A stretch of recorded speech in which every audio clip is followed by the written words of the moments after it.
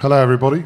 So, Scott mentioned this already the other day, that we've clearly got a problem that we need to actually talk about, not just the job of automation, but actually the job of how the whole system kind of plumbs together. And the developer experience is a key part of this, and security is a key part of this. So I want to talk to you about not exposing your secrets.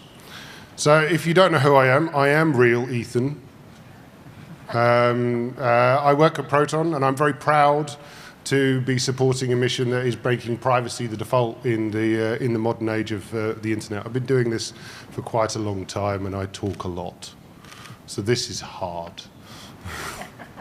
But anyway, we live and breathe encryption at Proton, and one of the things is that we really do practice what we preach.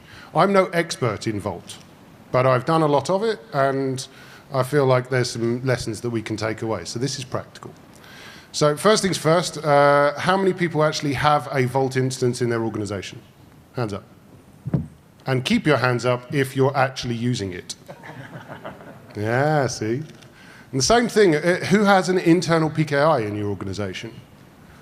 And who's actually using it? All right, okay, that one, you got me on that one. So this is going to be a bit of a reminder. Everyone knows this window, right? Hello, darkness, my old friend. This button is so tempting, but it's the wrong one. And the same thing when we get into Python. We kind of bury hard-coded passwords, hard-coded IP addresses. It's HTTPS, but we're kind of not verifying. So what's the point, right? And one thing you'll see at the bottom, and when we actually run that script, oh, good. Yes, by the way, this, since God knows when, it's insecure. You shouldn't do this. Happens all the time, but I can fix that. Turn off the warnings. But then if you put this anywhere near a DevSecOps pipeline, you'll find that there is then these things that says, by the way, you've turned off the warnings. You shouldn't do that.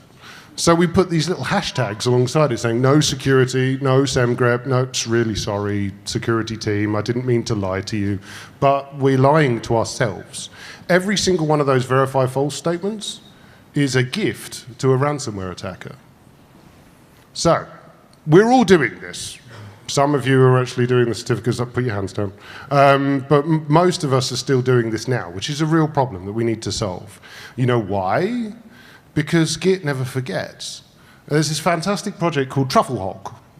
If you haven't run it yet, try it. You'll be amazed at what you will find buried inside your repos. When I was doing the AC2 FOMO mission, and I built all of this stuff in my blog a while ago, I uploaded a bunch of private keys to Git. I got an email in 5 minutes.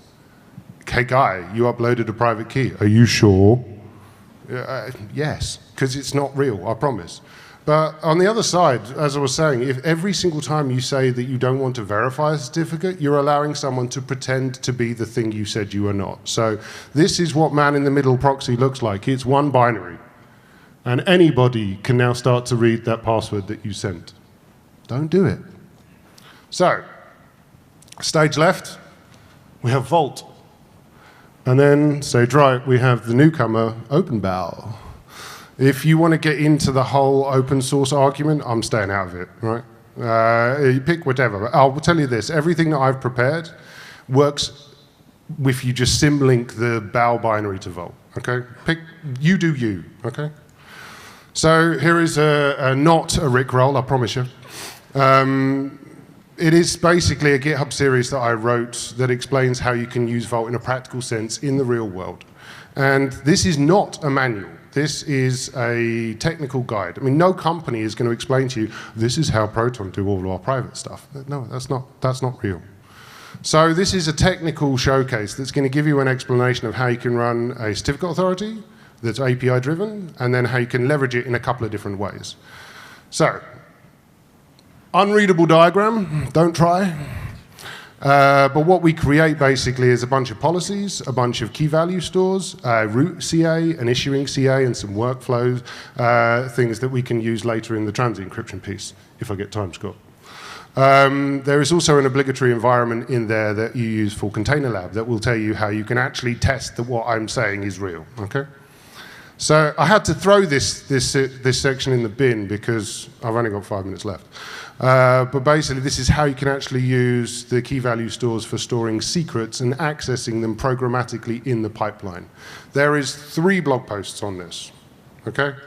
At the beginning, before any of this will make any sense, you'll need to probably do the bootstrapping vault unless you've got a very brave team that will let you use your production one.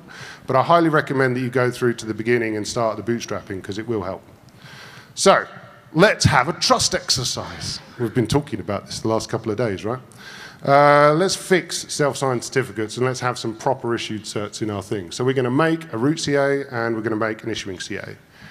But just Columbo comes in. One last thing before we get to the fun stuff. Here's what the repo looks like inside. There's a branch for the AC3. And we've got some Terraform. We've got some demo stuff inside of a makefile. And then we've got the transit gear.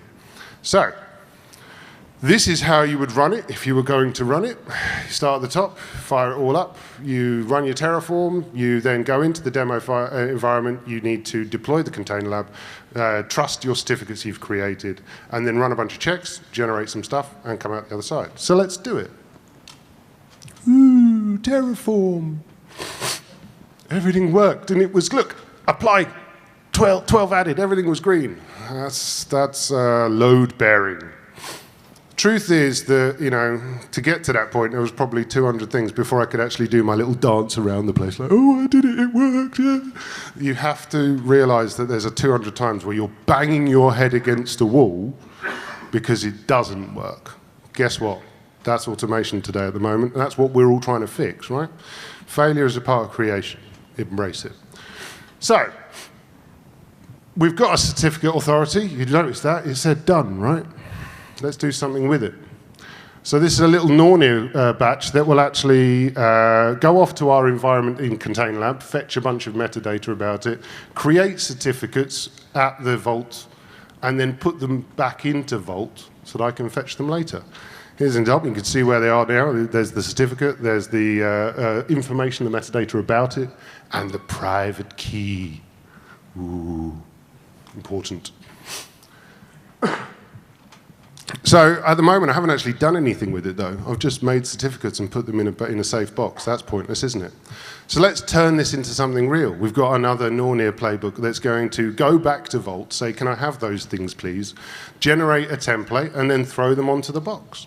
And it's very important, you'll see at the bottom here, we actually separate the difference between configuring GNMI and configuring the JSON RPC, because you don't want to actually cut off the branch upon which you sit, that old meme of the guy with a sword, a saw, chopping away while he's sitting on it. We can't change GNMI while configuring GNMI, so we split them in half.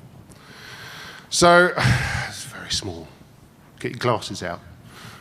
Before, we're talking to the Container Lab certificates, and we're talking to the, we've got the warning messages because we're using untrusted stuff, but after, I've got fully qualified domains that I own, and I've got no more warnings. Easy. Great success. So, did I speak quick enough, Scott? Yes, I did. There's a feature of Vault that I think everyone has been missing for an awful long time, and that is encryption as a service. Encryption is hard. Do not make your own encryption, folks. Official advice. So Vault actually offers a feature where you can import plain text with certain authentication done in the background, and it will then give you back a ciphertext. You can then use that in and around your application, give it around, give it a bot. Here you go, mate. Yeah, that's for you. And then he can then give it to someone else, and they has no idea what it means until someone who actually gets the ability to reopen that package. So that's what we're going to do. Up here is a copy of NATS. If anyone's not known, it's think Kafka, but you know, apparently more awkward at the moment. Up in the top corner, I've created a small Python script that will chuck a message into the NATS environment. Over here, at the bottom is where it's supposed to go, so there's someone subscribing to it. Down here is a guy in a hoodie who is, you know, a couple of energy drinks or whatever. He's got the message because it was in plain text all along. We can fix that. 2 functions. Very easy.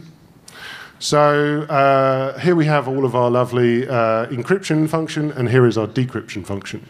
You hand it the right magical pieces of gold, and it will encrypt your text for you, and then at the other side of it, something useful comes out the other side. So let's have a look at that. Our same NAT server is up here.